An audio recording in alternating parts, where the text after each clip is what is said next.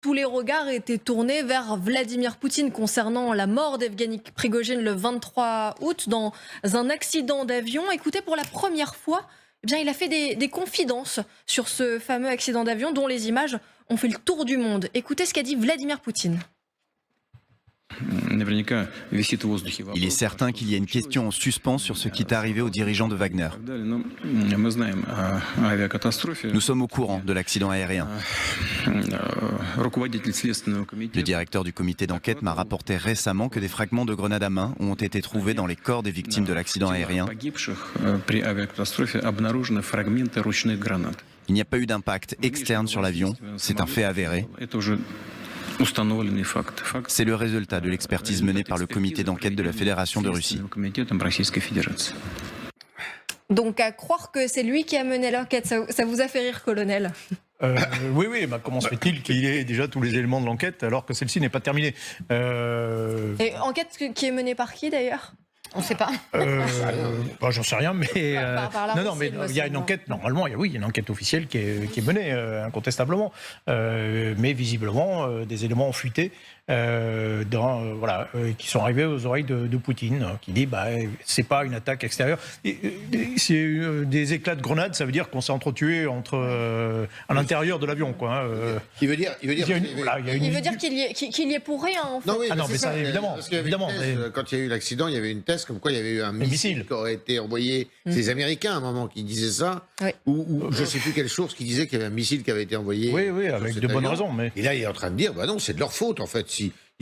C'est entre eux, ils avaient... Il y a eu un règlement il y a eu un petit anicroche dans leur sac, quoi. En gros, c'est un petit anicroche, ils se sont battus, ils se sont tirés dessus à coups de grenade, et puis ça a fait exploser l'avion, a priori. Alexandre Melnik. Mais il a quand même besoin de se justifier. Alors, il revient toujours, comme vous savez, le criminel revient sur les lieux du crime.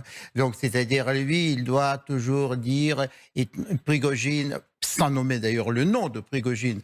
Et moi, je pense que quand même, c'était un moment marquant, cette mutinerie de Prigojine, et ça l'a vraiment marqué, parce que je me souviens de ces images à la télé de Poutine, quand il était complètement dépité, il était complètement perdu au début, parce que c'était finalement la plus grande attaque contre son pouvoir depuis une vingtaine d'années de son pouvoir. Donc ça, c'est le premier point. Et le deuxième point, évidemment, on a parlé de cette enquête, mais quelle enquête dans le pays du nihilisme juridique? D'ailleurs, cette expression nihilisme juridique accompagne toute l'histoire de la Russie, qui n'a jamais connu la loi romaine, donc qui ne sait même pas exactement ce que c'est la loi. Évidemment, les observateurs internationaux étaient complètement écartés de cette enquête. Il s'agit d'une parodie, il s'agit d'une mascarade judiciaire, donc toujours cette espèce de mais Alexandre, parodie. Moi, je me demande pourquoi il revient dessus. Parce que c'est vrai, pourquoi il remet une pièce dans la machine? Pourquoi voilà, exactement. Je me pose la question. Le criminel revient sur lui. Non,